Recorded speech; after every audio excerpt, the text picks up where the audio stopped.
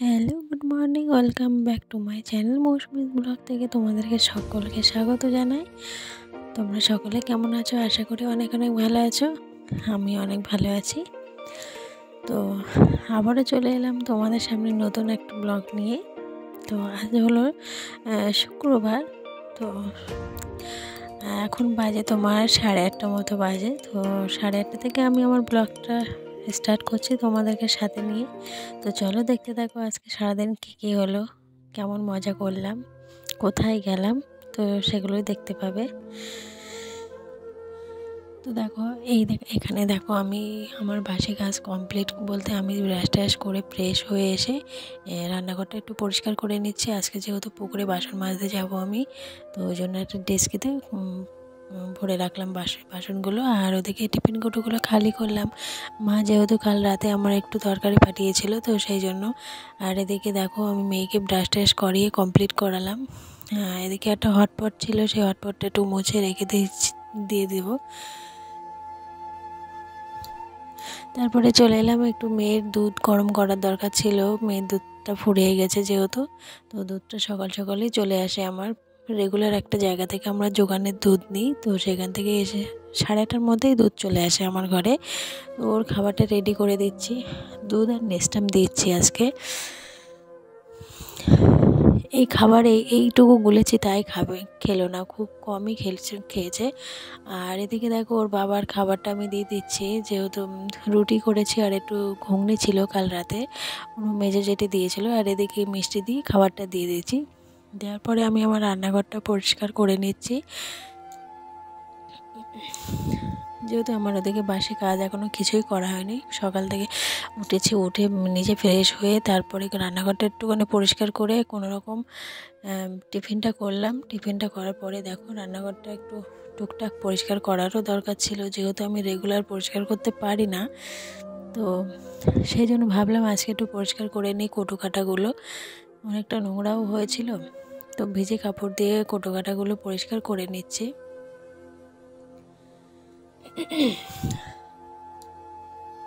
অনেক দিন থেকে ভাবছি এগুলো পরিষ্কার করব করে আমি আর রেগুলার করতে পারি না, তো তার জন্য আজকে করে নিচ্ছি। জানো তো রান্নাঘরটা এরকমভাবে পরিষ্কার করে রাখলেও নিজের মাইন্ডটাও ফ্রেশ লাগে আর রান্না করতেও ভালো লাগে, জানো তো বন্ধুরা। তো আমার কি করব, সবসময় হয়ে ওঠে না, তবুও চেষ্টা করি করে পরিষ্কার পরিচ্ছন্ন করে রাখার। যতটুকু পারি ততটুকুই করি। দেখো আমার রান্নাঘরটা পুরো পরিষ্কার করা কমপ্লিট হয়ে গেছে। যেহেতু আজকে আমি বাড়ি রান্না করব না, আজকে আমি বাপের বাড়িতে যাব, ওই জন্য একটু তাড়াহুড়ো আছে রান্নাবান্না করার। আমি সকালবেলা তো বাপের বাড়ি থেকে ফোন এসেছিলো, তো সেই ফোনে মা বললো একটু আয়, রান্নাবান্না করেছি খেয়ে যা। আমরা প্রায় দিনই ওই বাপের বাড়িতে গিয়ে আমরা খাওয়া দাওয়া করে আসি।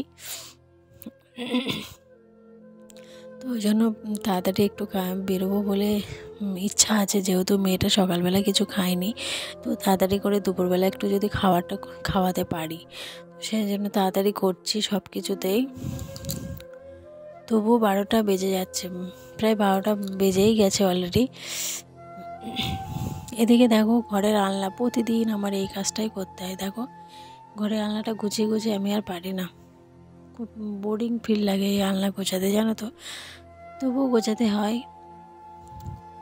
কারণ আমি তো এলোমেলো দেখতে পারি না, জানো।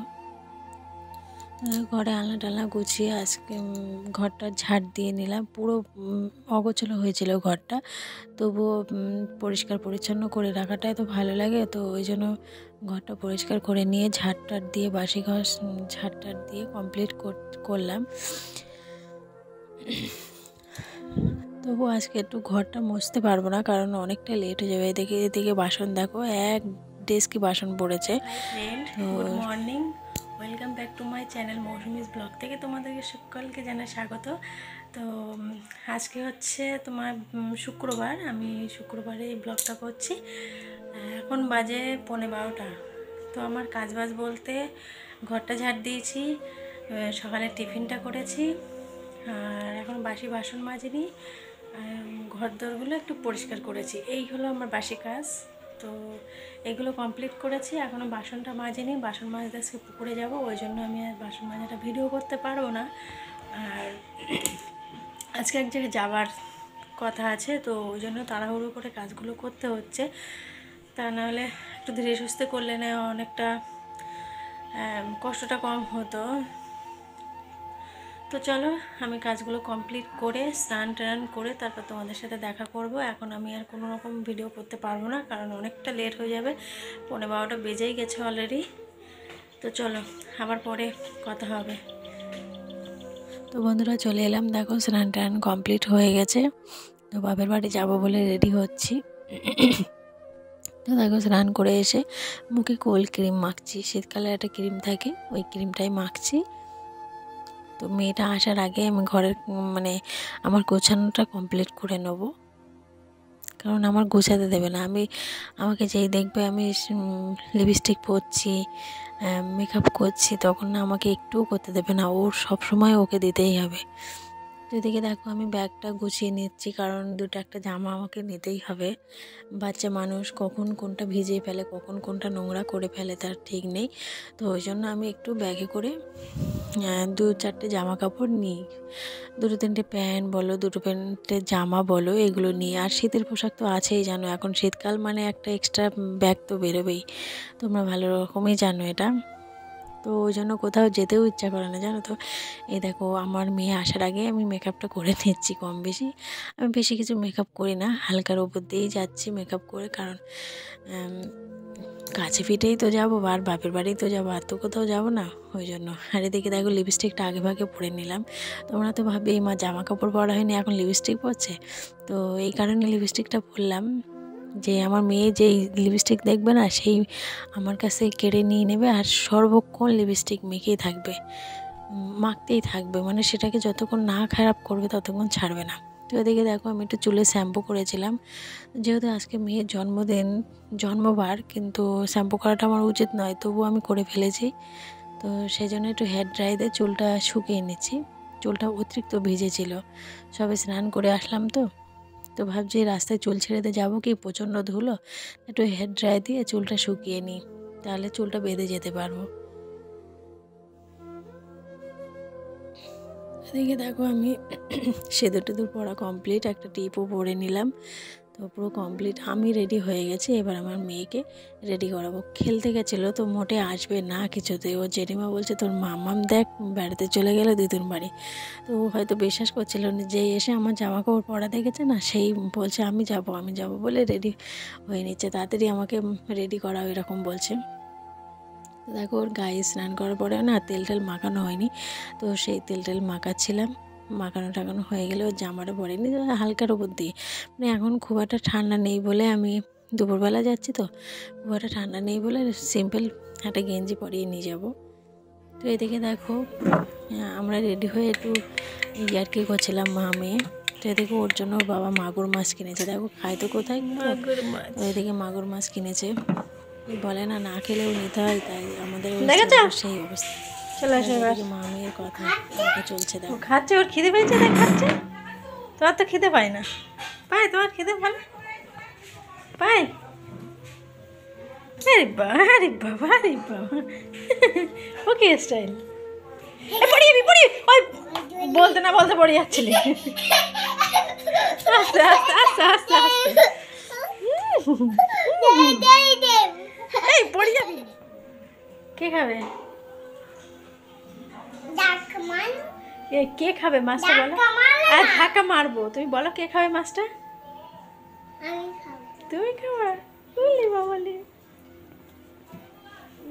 ও তো তোমার দেবে না, তো বাবা খাবে, পটল খাবে, পটল খাবে, তোমার দেবে না তো, তোমার দেবে না, পটল খাবে, আমারে মারবা দুষ্টু। তো দেখো আমরা অলরেডি বেরিয়ে পড়েছি, আমি আর ভিডিও করিনি বাড়ি থেকে, তো রাস্তায় এসে অল্প একটু ভিডিও করছি, যেহেতু আমার হাজব্যান্ড খুব বকে জানো তো, রাস্তায় ভিডিও করতে রিস্ক নেওয়া যায় না, কারণ মেয়েকে ধরতে হয়। আর এদিকে দেখো আমি বাপের বাড়ি অলরেডি চলে এসেছি। আমার ভাইপো দেখো 1 পা 2 পা করে ছোট্ট ছোট্ট পায়ে কী সুন্দর হেঁটে বেড়াচ্ছে। তো ওর মা ওকে খাওয়াচ্ছিল, ওই জন্য প্যান্টটাও খোলা ছিল, কারণ হিসু করেছে প্যান্টে, ওই জন্য। আর এদিকে দেখো আমার মেয়ের সাথে কী সুন্দর ভাইটা খেলছিল, খেলতে খেলতে পড়ে গেল। এদিকে হঠাৎ দেখি আমার দিদা এসেছে, তো দিদাকেও একটু ক্যামেরায় নিলাম। তো দিদাকে জিজ্ঞাসা করছিলাম ভালো টালো আছে কি না। তো ওই জন্য মা এদিকে দেখো দিদাকে মিষ্টি দিয়েছে, দিদার খাওয়া দাওয়া হয়ে গেছে অলরেডি, তারপরে মিষ্টি খেলো। এদিকে দেখো দুষ্টুটা কি দৌড়ো, নতুন হাঁটতে শিখেছে, খুব আনন্দ।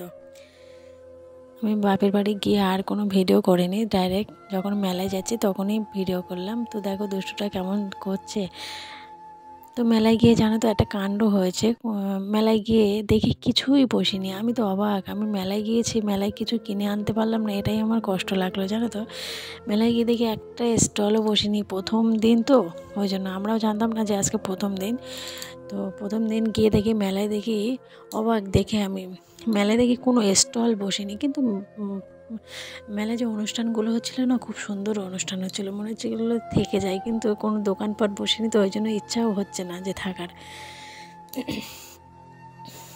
তো দেখো আমাদের এখানে, আমার বাপের বাড়ি এখানে জেলা সৃষ্টিশ্রী একটা মেলা হচ্ছে। তো এই মেলাটা আমি এই প্রথম গেছি, এর আগে কখনো যাইনি। তো গিয়ে যা দেখলাম কোনো স্টল নেই, আমার একদম ভালো লাগছিল না থাকতে।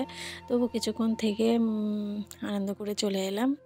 তো এটা আমার বৌদি যাচ্ছে, বৌদি আর ভাইপো, আমি, আমার হাজব্যান্ড গিয়েছিলাম, আমার মেয়ে গিয়েছিলাম। দেখো গেটটা কী সুন্দর করে সাজিয়েছে। তো বন্ধুরা আমার ভিডিওটা আমি আর বেশিক্ষণ চালাবো না। তো আমার ভিডিওটাতে যদি কিছু ভালো লেগে থাকে তাহলে প্লিজ লাইক কমেন্ট সাবস্ক্রাইব করে পাশে থেকো। তো দেখো মেলার মধ্যে শুধু ফাংশানই হচ্ছে, অর্কেস্ট্রার একটা গান হচ্ছে, আর বাকি লোকজন ছিল কম বেশি, কিন্তু বাকি স্টল একটা স্টলও বসেনি, খুব কম। একটা আইসক্রিম বসেছিল আর একটা বাদাম ভাজা বসেছিল, আর দেখো এদিকে পুরো স্টল খালি। আমি তো দেখে অবাক, আমি বলছি এরম মেলায় আমি কখনোই আসিনি, ফার্স্ট দিন মেলায় এসেও আমি ভুল করেছি, কখনোই আসিনি। তো দেখো আমাদের পুচকোটা কি আনন্দ করছে, চুপ করে রয়েছে আনন্দের চোটে, যে কোথায় এলাম অবাক হয়ে যাচ্ছে। আমার মেয়ে ওদিকে ওর বাবার কোলে, এই দেখো এদিকে প্রোগ্রামটাও খুব সুন্দর হচ্ছিল। তো কী করবো, দোকানপাট নেই বলে তাড়াতাড়ি বাড়ি চলে এলাম।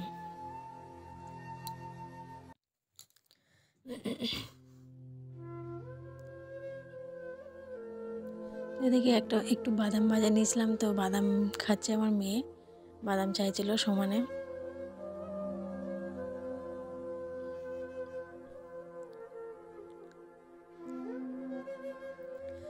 তো বন্ধুরা আমি আমার ভিডিওটা এখানেই শেষ করলাম। আমার ভিডিওটাতে যদি কিছু ভালো লেগে থাকে প্লিজ লাইক কমেন্ট সাবস্ক্রাইব করে পাশে থেকো। আবারও দেখা হচ্ছে নেক্সট ভিডিওতে, ততক্ষণ